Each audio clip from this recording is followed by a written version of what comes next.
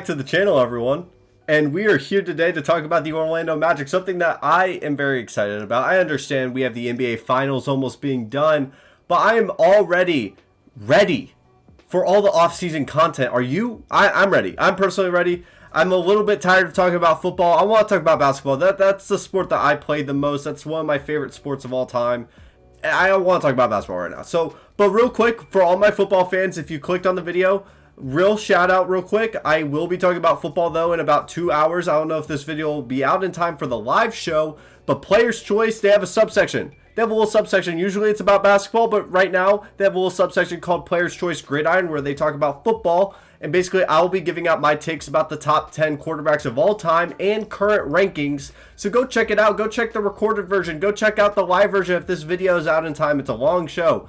Go check it out. So please show some love. I love being on there, so they invited me to go out there once again. So let's go show some love for them. Come on now. And also, quick video idea. If you're at this point and you haven't skipped past it, I want to throw an idea out there where I basically go through all NBA championships, all college football championships, all NFL championships, any of them that you think has an asterisk next to it, and I will debunk it to the best of my abilities. I can't convince some people. That's just how the world works, but I will try my best. Also, if you see my dog moving back there and the blankets shuffling, I tried to get my bed set. This is what she does to me. But let's talk about the Orlando Magic and how they have the #1 overall pick, and now they still feel pretty undecided about 9 days out in the NBA draft. And it's not their fault, really, because their top 3 prospects are all very good at what they do, but they're very good at different things. And it just depends on how much they want to fit on their roster, which leads to more risk on potentially picking the wrong guy. At least last year, there was a consensus pick in Cade Cunningham, and then after that, you really picked who you think would fit best with your team. Towards the end, we kind of knew that it was going to be Jalen Green, then Evan Mobley. Here, it's kind of a coin toss between the top 2 picks, and whoever is left is what Houston's going to end up getting. Now, we'll talk about why Jabari Smith fits with the Magic and why Chet fits with the Magic, and we won't be talking about Paolo Banchero because I don't think he's really in the running for the #1 overall pick, which is surprising because he was pretty much seen as the consensus #1 overall guy going into the college basketball season. Now, in a perfect world, you go best player available, and that's what I could be talking about. But I also like adding a little bit of a twist to basically how they fit on that roster and what is best for the player and what is best for the team. Because it's really interesting when we were talking about the Magic because of how many big men that they have that potentially could be really good stars and also guards. And ironically, their best overall player is a wing. And Franz Wagner, a rookie from last year who dropped about 20 points per game. I think it's around 18. I'll put the stats up, but no one was really expecting him to break out as much as he did. And with that, I'll basically be talking about how these big men fit with the roster and maybe the moves that could potentially follow that. This won't be an off-season breakdown. This is more of a draft video. But honestly, some of those moves affect each other. So I think that whoever gets picked at the #1 overall pick will lead to a chain reaction with other guys on this roster. And so with that, we'll talk about the #1 overall pick assumed by many. But there's still a chance that the other guy who I'll talk about later in this video. But first, we're going to be talking about Jabari Smith Jr., a power forward out of Auburn. Jabari Smith is an interesting prospect because to me, he's not my #1 overall guy on my big board.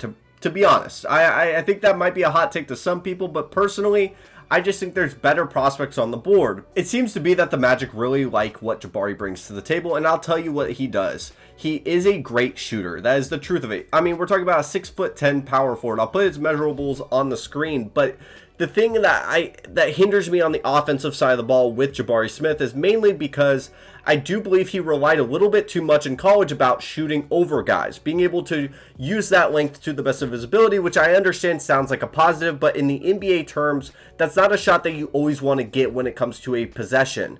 Sometimes it's a good bailout, but it's something that you don't want to really rely on, and he doesn't really possess the ability right now to be able to put the ball on the floor and create a better shot for what his talent brings to the table. That's what concerns me about Jabari Smith, and it's what concerns a couple of NBA scouts is his ability to really create his own shot against much more physical opponents. Now, another problem I do have with Jabari Smith is at times when I watched him in college, there's many opportunities where he was probably being able to use his athleticism to his advantage, and he really didn't use it well enough. And I think maybe that just comes with time, and maybe that just is coaching that he might need help with, but it's still a red flag in my opinion. But now I'm just kind of pinpointing the things I didn't like. Let's go to the things I do like with Jabari Smith. Obviously, fantastic shooter, and he has all the ability to potentially be able to put the ball on the floor and create his own shot. Things I've already mentioned. But as well as that, he is a guy that is able to run the floor really well, and he's pretty damn fast overall. And now on the defensive side of the ball, I think he is able to be a really good weak side defender, something that Giannis perfected over the past couple of years. And that is something that is vital in today's NBA. Sometimes you got to have a really good weak side defender, and it could be the anchor of your entire defense, let alone the other perimeter players on this roster aren't that fantastic on the defensive side of the ball. So maybe having a good weak side defender is really solid. Also, on one-on-one defensive reps, he's pretty solid overall. I think he has some moments, but he is still such a lengthy guy. He is a guy that could definitely be a all-NBA defender in my opinion. I don't think he's at that right now, but honestly, this is a guy that you're banking a lot of potential on. I think he could honestly have the highest potential out of the top 3 guys just based off his length and his ability to shoot the ball. And he could be the perfect 5 in a small ball lineup, and you still keep the length. It's something that the Warriors struggled with. Obviously, the Warriors potentially could win an NBA championship this year, so that really is at their problem. But I'm saying, moving on into the further ends of the modern NBA, this is the guy that you want as a number 5. A 6'10" guy that could stretch the floor. He's like a Jaren Jackson with a little bit more potential. And I think that's something that could be really good. I just don't know when you're talking about Mo Bamba. We have Jonathan Isaac still on the roster. Not to mention you have Wendell Carter. There's so many big men on this roster that when you pick Jabari Smith, I don't know if you move off of Wendell Carter because he's a true 5. Then do you move off of Jonathan Isaac? Now you're looking at a guy that does not have the trade value that he used to have just because he hasn't been on the court. Obviously, Mo Bamba, do you offer him a big-time contract for a backup role, or do you potentially try to move off of him or lose him into free agency? These are all things that you have to question, and I think it's really concerning from, honestly, Jabari Smith's perspective because I think he'd be a better fit with the Thunder in a situation where he has guys that can play make for him. I don't believe Jalen Suggs or Markelle Fultz or potentially Cole Anthony are the playmakers that you want to have for a guy that is going to try to learn how to put the ball on the floor, but for right now, he's a really good catch and shoot big. He is a guy that can potentially just you feed the ball to, get him in the open space. That's what Jabari Smith was really good at Auburn, was being able to find the open spots into the defense and be able to pull up and shoot. And that's something you want to make sure that he can continue to do and get better at, as well as trying to create his own shot. And I feel like if he was on the Thunder, that would give him the best opportunity for his career. And for the Magic, I think you got to make a couple more moves on the guard position to potentially just sell yourself on, maybe just go with Jalen Suggs and Cole Anthony and move off of Markelle Fultz and his number 1 overall pick contract. There's still some contracts you got to move off of, also Terrence Ross, also Gary Harris. But then when you look into the big man room, I don't know if you move off of Mo Bamba. Do you offer him a big contract? Do you still believe in Wendell Carter's potential as he has continued to play better over time? And I think those two could definitely play well together, unlike the other guy that I'm potentially about to talk about in Chet Holmgren. But that's a different section of this video. I do think that Jabari Smith kind of throws himself into a position where, yes, he's not a true 5. So then you don't have to move off of guys like Wendell Carter and Mo Bamba. But then you have to look at Jonathan Isaac and say, what's your role on this team, especially with the $17 million cap hit that he has until 2025. I think that's a really interesting question that you have to ask the Magic GM, and I don't really know what you do there. Specifically, if you're a Magic fan, let me know what you would potentially want to get back for Jonathan Isaac, or would you even trade him at all if you got Jabari Smith, and who would you trade on that roster, specifically with the big men? And who would fit well with Franz Wagner to be able to continue his fantastic ability to score the ball? But let's move on to the other option with the number 1 overall pick, and that's Chet Holmgren, one of my favorite prospects in this entire draft. Now with Chet, I think the problem isn't more or less fit. Because I think he could fit with the Thunder, I think he could fit with the Magic, I think he could fit with the Rockets. That's not the problem here. I don't think he raises the floor for the Magic overall. I think he does raise the ceiling to whatever team he goes to, but the thing is, I don't think he really makes a large impact on winning automatically with this team, because he really, what he brings to the table could already be on this roster with Wendell Carter as a defensive presence. Not really as a rim protector, but his ability to switch on ball. And that's something that you really need going into this modern NBA. And I forgot to mention, Jabari Smith could switch really well. That's why I kind of meant with one-on-one ISO defense. He can switch pretty solid on a smaller guard. His feet do kind of clutter sometimes, but he is still pretty solid in moments from what I've seen. And Chet, obviously, the biggest upside you bring with him is length and a defensive rim protector. Now, if you bring in Chet for the number 1 overall pick, you get a good chemistry with Jalen Suggs. Those guys played Minnesota high school basketball together. I think they won some like 2-3 state championships together. So potentially you bring in a guy that could help your number 4 overall pick in Jalen Suggs, or no, number 5 overall pick in Jalen Suggs, who really struggled in his rookie year, and I still believe could bring a lot to this table. I think the baseline thing that you need to do if you're the Magic GM is you have to move off of some of these guards. These guards cannot coexist together because not all of them are great shooters. Markelle Fultz can barely shoot. Cole Anthony can sometimes shoot, or sure as hell he thinks he can shoot.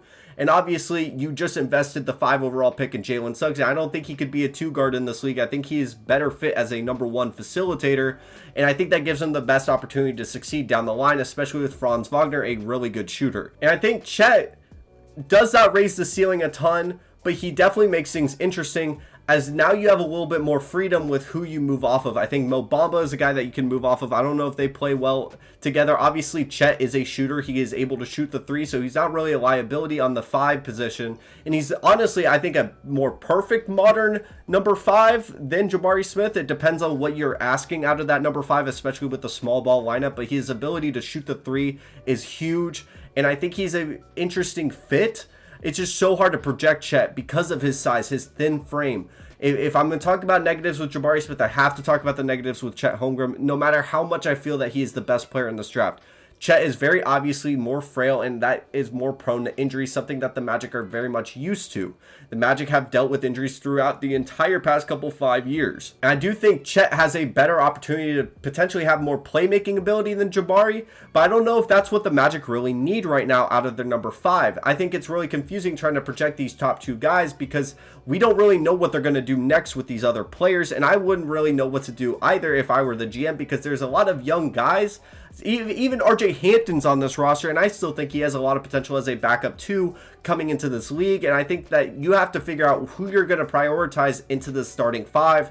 And honestly, you throw Chet in there, what do you do? What are you going to start? Wendell Carter and Chet? Now defensively, that sounds fantastic, but who are you going to put off then? You have then Jonathan Isaac. Are you going to put Franz Wagner at the 2? I understand the Cavaliers have had success with this larger lineup, but I don't know if that's the best answer for the Magic moving forward. And honestly, if I had the number 1 overall pick, I think I would get the best player available, and that's, in my opinion, Chet Holmgren, and figure out the rest later. I know that's a tall task to ask, especially from a franchise that hasn't been able to figure it out, such as the Kings as well. But I think that Chet honestly raises your ceiling the most, and that's what you need from a franchise that needs a star guy. And if you're at this point of the video, thank you so much for watching. I know I've gone back and forth between this. Let me know who you would take with the number 1 overall pick in the comments down below, and let me know what you think about this entire draft. I'm gonna try to get as many draft videos out as much as possible. If you want to see a video on your favorite team, I think I'm gonna make a Pacers video because I think it's really interesting what they're doing moving forward. They're potentially probably gonna be the number 1 overall team going into next year's lottery, so I think that's gonna be super interesting. But thank you so much for watching. Go wear some sunscreen, it's hot out there, and have a wonderful day.